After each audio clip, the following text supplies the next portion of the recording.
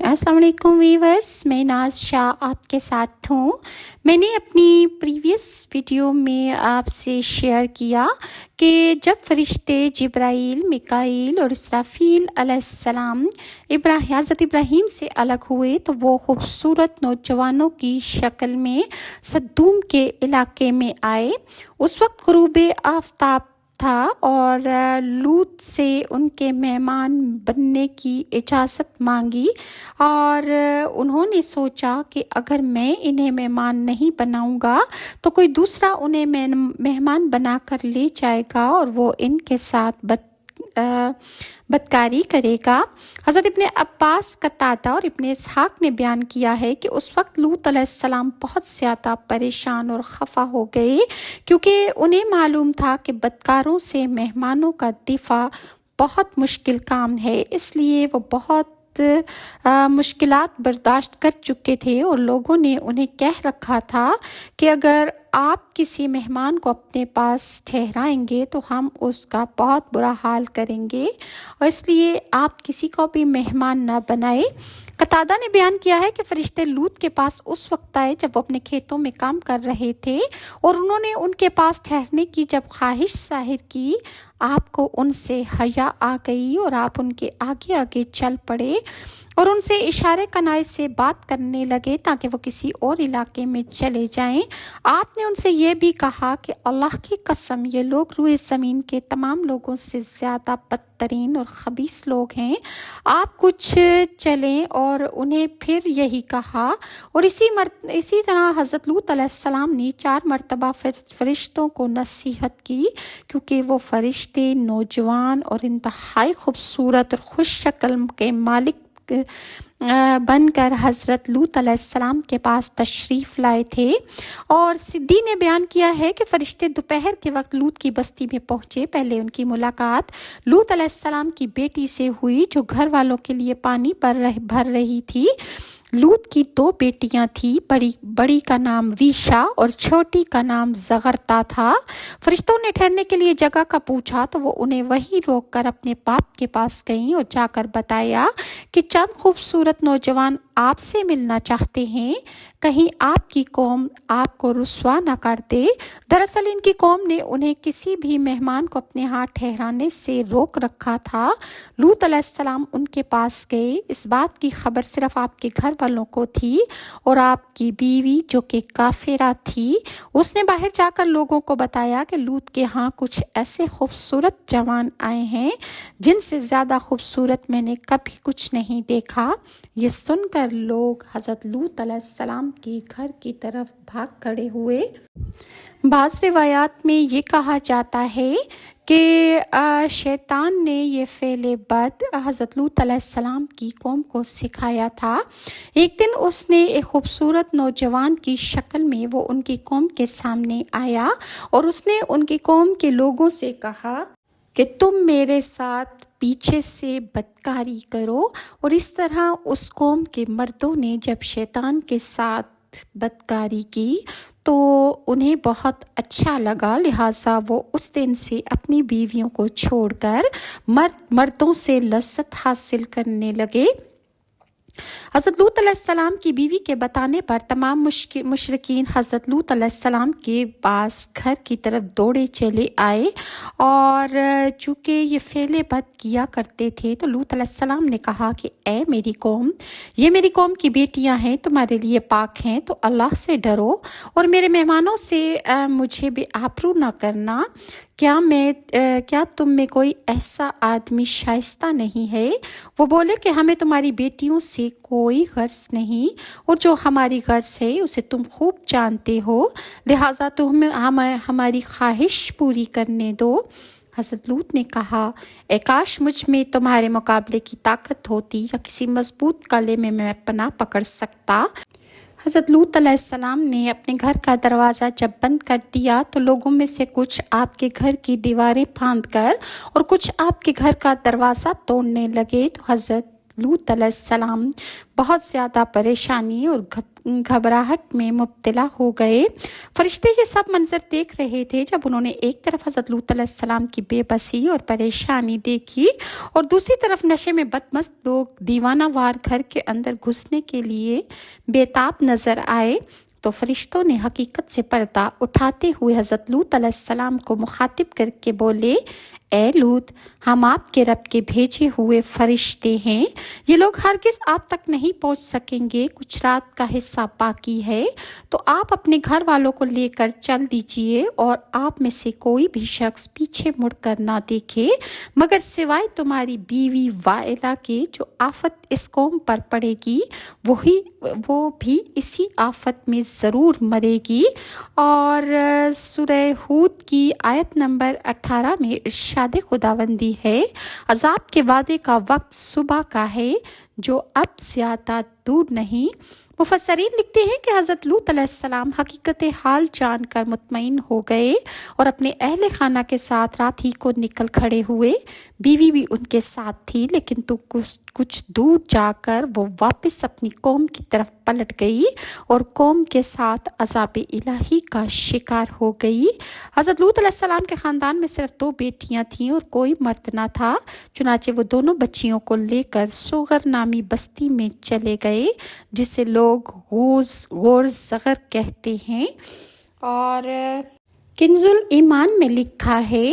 کہ جب قوم لوط کے افراد بڑی تعداد میں دروازے پر پہنچے تو فرشتوں نے حضرت لوط سے کہا کہ آپ انہیں گھر میں داخل ہونے دیں۔ جیسے ہی وہ گھر میں داخل ہوئے اور وہ فرشتوں کی طرف بڑھے تو حضرت جبرائیل علیہ السلام نے اپنے پر کی نوک ان لوگوں پر ماری، جس سے وہ سب کے سب اندھے ہو گئے اور ان کی آنکھیں ان کے چہرے سے ہی غائب ہو گئیں کہ ان کی آنکھوں کے نشان بھی باقی نہ رہے، ان کے چہرے سپاٹ ہو گئے، حیرت زدہ مارے مارے پھرتے تھے، دروازہ ان کے ہاتھ نہ آتا تھا، نہ واپسی کا ان کو راستہ ملتا تھا۔ حضرت لوط علیہ السلام نے انہیں دروازے سے باہر کیا اور وہ لوگ کہتے جاتے تھے کہ ہائے ہائے، لوط کے گھر میں تو بہت بڑے جادوگر آ گئے ہیں، انہوں نے ہم پر جادو کر دیا ہے۔ فرشتوں کی ہدایت پر حضرت لوط علیہ السلام اپنی بچیوں کو لے کر نکل گئے۔ اب اصل عذاب شروع ہونے والا تھا۔ اللہ تعالیٰ نے قرآن مجید میں ارشاد فرمایا، پھر جب ہمارا حکم آیا تو ہم نے اس بستی کے اوپر کو اس کا نیچا کر دیا اور اس پر کنکر کے پتھر لگاتار برسائے جو نشان کیے ہوئے تیرے رب کے پاس ہیں، اور وہ پتھر ظالموں سے کچھ دور نہیں۔ یہ الفاظ سورہ ہود کی آیت نمبر 82 تا 83 میں ارشاد ہے۔ جبرائیل علیہ السلام نے قوم لوط کے شہر جس خطۂ زمین پر تھے اس کے نیچے اپنا بازو ڈالا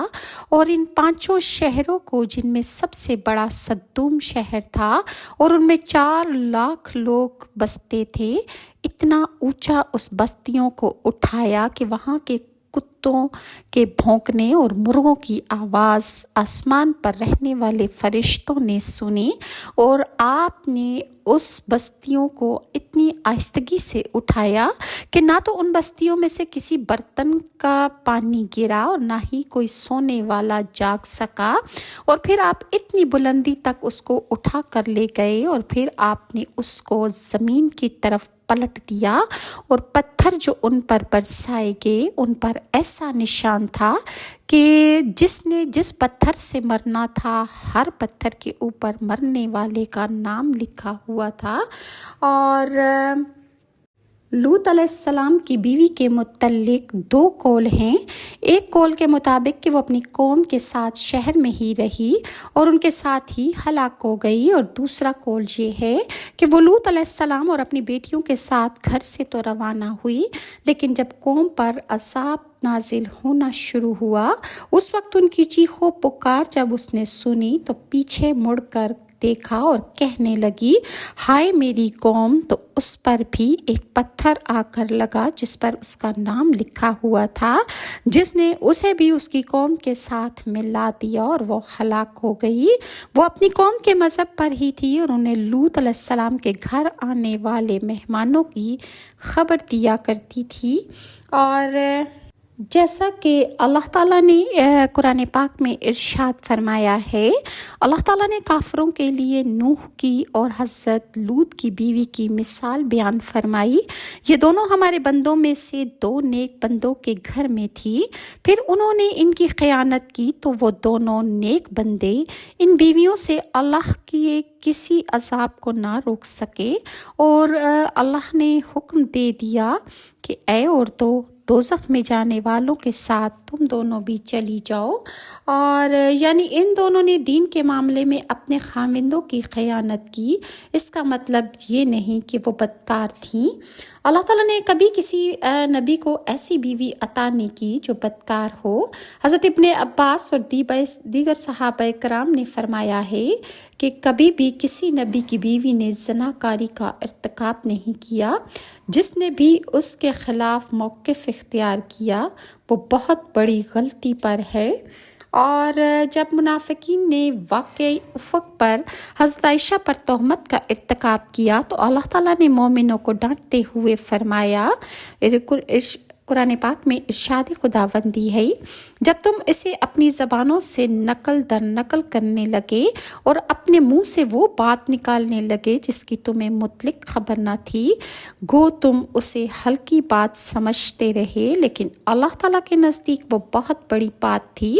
تم نے ایسی بات کو سنتے ہی کیوں نہ کہہ دیا کہ ہمیں ایسی بات منہ سے نکالنی بھی لائق نہیں۔ اے اللہ، تو پاک ہے، تو بہت بڑا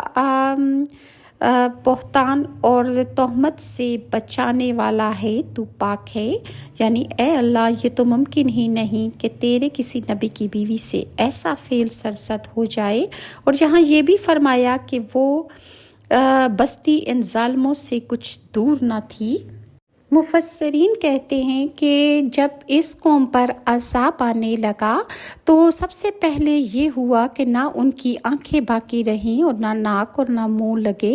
واویلا کرنے، اور اسی غصے میں وہ چیخنے لگے کہ لوط نے اپنے گھر میں جادوگروں کو بلا رکھا ہے۔ پھر وہ آپس میں کہنے لگے کہ اے لوط، تو اپنے آئے ہوئے مہمانوں سے کہہ دے کہ وہ ہماری آنکھیں اچھی کر دے تو ہم ان برے فعلوں سے توبہ کر لیں گے۔ یہ سن کر حضرت ابراہیم علیہ السلام نے اپنا پر ان کے چہروں پر مل دیا۔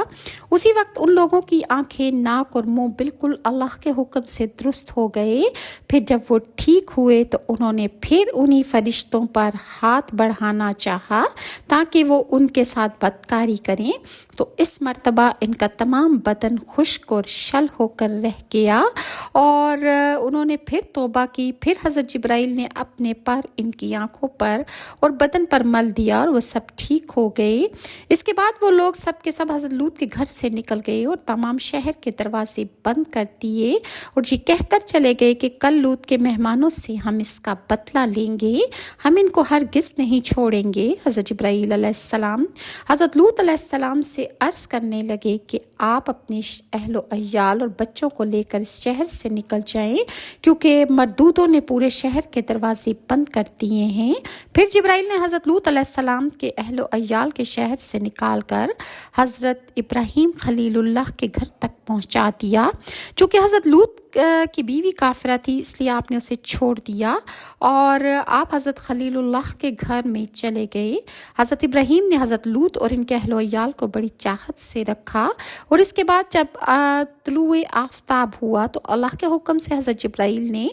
اپنا پر زمین کے نیچے دیگر شہرستان اس طرح پلٹ دیا کہ ایک پتا درخت کا اور ایک حلقہ دروازے کا بالکل نہ ہلا، اور گہوارے میں بچوں میں بھی لغزش نہ آئی، بس اسی طرح ہوا میں ان سب کو اڑا دیا۔ اور آواز ان فرشتوں کی حضرت لوط تک جب پہنچی اور اس قوم میں کفار کی کچھ خبر نہ تھی، وہ نہیں جانتے تھے کہ ان کے ساتھ کیا ہونے والا ہے، حضرت ابراہیم علیہ السلام نے جب اس قوم کی تباہی کی آواز سنی تو اس کی ہیبت سے حضرت ابراہیم علیہ السلام بے ہوش ہو کر گر پڑے۔ اسی وقت حضرت جبرائیل علیہ السلام فوراً تشریف لائے۔ آپ نے آ کر حضرت ابراہیم علیہ السلام کو اپنی گود میں اٹھا لیا اور ان کو بہت زیادہ تسلی دی۔ قرآن پاک میں ارشاد خداوندی ہے، جب پہنچا ہمارا حکم تو کر ڈالی وہ بستی اوپر اور برسائے ہم نے ان پر پتھر، تہ بتہ۔ حضرت لوط یہ حال دیکھ کر تاسف و زاری کرنے لگے اور اپنے شہر کی طرف نگاہ اٹھا کر دیکھا تو سب کچھ تباہ ہو چکا ہے اور ہر شخص کے گلے میں لعنت کا طوق پڑا ہوا تھا اور اس طوق پر ہر شخص کا نام لکھا ہوا تھا۔ اور حضرت ابراہیم علیہ السلام حضرت جبرائیل علیہ السلام سے پوچھنے لگے کہ اس قوم کا کون سی جگہ ٹھکانہ ہے۔ حضرت جبرائیل بولے کہ ان لوگوں کا 7 طبق دوزخ خاویہ میں ٹھکانہ ہے۔ حشر کے دن حساب سے فارغ ہو کر کے ان لوگوں کو دوزخ میں ڈال دیا جائے گا۔ اس بات کو سن کر حضرت ابراہیم خلیل اللہ پھر اپنے خدا کی عبادت میں مشغول ہو گئے اور قرآن کریم کی 15 سورتوں کی 40 آیات میں حضرت لوط علیہ السلام اور ان کی قوم کا ذکر موجود ہے۔ تورات کے حوالے سے تحریر فرماتے ہیں، حضرت لوط علیہ السلام اپنے خاندان سمیت صدوم سے ہجرت کر کے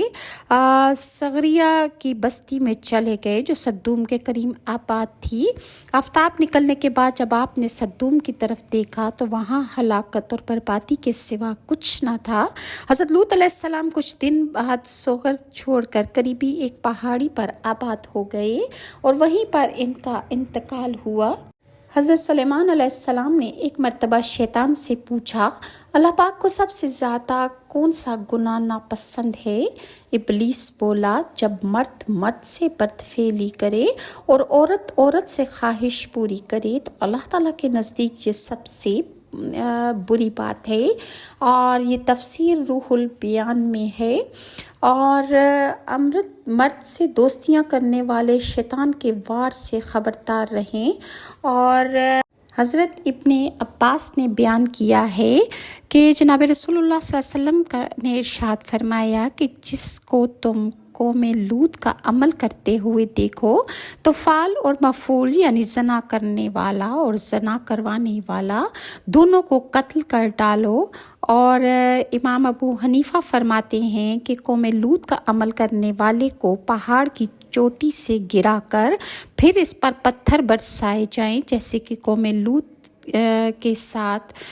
کیا گیا تھا، کیونکہ اللہ تعالیٰ نے فرمایا ہے کہ یہ سزا ظالموں سے دور نہیں۔ اللہ تعالیٰ نے اس علاقے کو اتنا گرم اور بدبودار کر دیا ہے کہ نہ اب اس کے پانی سے فائدہ اٹھایا جا سکتا ہے اور نہ اس کے پاس کی زمین سے فائدہ اٹھایا جا سکتا ہے، کیونکہ وہ قابل کاشت ہی نہیں، بالکل خراب اور بیکار ہو گئی ہے۔ اسی طرح اللہ نے اس بستی کو عبرت و نصیحت کے لیے نمونہ اور اپنی عظمت و قدرت کی نشانی اور اپنی مخالفت کرنے والوں اور رسولوں کی تکذیب کرنے والوں اور اپنے نفس کی خواہش کی پیروی کرنے والوں اور اپنے مالک اور آقا کی نافرمانی کرنے والوں سے انتقام کی مثال بنا دیا ہے، اور اس بات پر دلیل قائم کرتی ہے کہ اللہ تعالیٰ اپنے ایماندار بندوں کو ہلاکت اور تباہی سے نجات دیتا ہے اور ان کو اندھیرے سے نکال کر روشنی کی طرف لے آتا ہے۔ سورہ شعراء کی آیت نمبر 8 تا 9 میں اللہ تعالیٰ کا ارشاد ہے، بے شک اس میں نشانی ہے اور ان میں اکثر ایمان لانے والے نہیں، اور تمہارا پروردگار تو غالب اور مہربان ہے۔ سورہ حجر کی آیت نمبر 73 تا 77 میں اللہ تعالیٰ فرماتا ہے، پھر ان کو سورج نکلتے چنگاڑ نے آ پکڑا اور ہم نے اس شہر کو الٹ کر نیچے اوپر کر دیا اور ان پر کنکر کی پتھریاں برسائیں۔ بے شک اس قصے میں اہل فراست کے لیے نشانی ہے اور وہ شہر اب تک سیدھے راستے پر موجود ہے۔ بے شک اس میں ایمان لانے والوں کے لیے نشانی ہے، یعنی جو غور و فکر کی آنکھ سے دیکھے گا اللہ تعالیٰ نے کیسے ان بستیوں کو تباہ و برباد کر ڈالا، وہ یقیناً اس سے عبرت اور نصیحت حاصل کریں گے۔ اور ترمذی میں رسول اللہ صلی اللہ علیہ وسلم نے فرمایا کہ مومن کی فراست سے ڈرو، وہ بے شک اللہ کے نور سے دیکھتا ہے۔ پھر آپ نے یہ آیت تلاوت فرمائی، جس کا ترجمہ ہے بے شک اس میں سمجھداروں کے لیے نشانیاں ہیں، اور یہ بستی عام گزرگاہ اور اب تک آباد راستے پر موجود ہے، جیسے اللہ تعالیٰ نے سورہ صفات کی آیت نمبر 137 تا 138 میں ارشاد فرمایا، اور تم دن کو بھی ان کی بستیوں کے پاس سے گزرتے رہتے ہو اور رات کو بھی، تو کیا تم عقل سے کام نہیں لیتے؟ ایک اور جگہ سورہ عنکبوت کی آیت نمبر 35 میں ارشاد خداوندی ہے، اور ہم نے سمجھنے والے لوگوں کے لیے اس بستی سے ایک کھلی نشانی چھوڑی ہے، اور سورہ زاریات کی آیت نمبر 35 تا 37 میں ارشاد خداوندی ہے، تو وہاں جتنے مومن تھے ان کو ہم نے نکال لیا، اور اس میں ایک گھر کے سوا مسلمانوں کا کوئی گھر نہ پایا، اور جو لوگ عذاب علیم سے ڈرتے ہیں ان کے لیے وہاں نشانی چھوڑ دی، یعنی خدائے رحمان سے بغیر دیکھے ڈرنے والے، آخرت کا عذاب کا خوف رکھنے والے، خواہش کی پیروی سے بچنے والے، اللہ کی حرام کردہ اشیاء اور نافرمانیوں سے پرہیز کرنے والے، اور قوم لوط سے مشابہت اختیار کرنے سے خوف کھانے والوں کے لیے اس میں ہم نے عبرت و نصیحت بنا دی ہے۔ اور مزید اقوام کی نافرمانیاں اور ان کے انجام اور انبیاء کرام کی تاریخ انشاءاللہ میں نیکسٹ ویڈیو میں آپ کے ساتھ شیئر کروں گی، اور اگر ویورز آپ کو میری ویڈیوز اچھی لگتی ہیں تو کائنڈلی لائک اور سبسکرائب ضرور کیجیے۔ نیکسٹ ویڈیو تک کے لیے ناز شاہ کو اجازت دیجیے۔ اللہ حافظ۔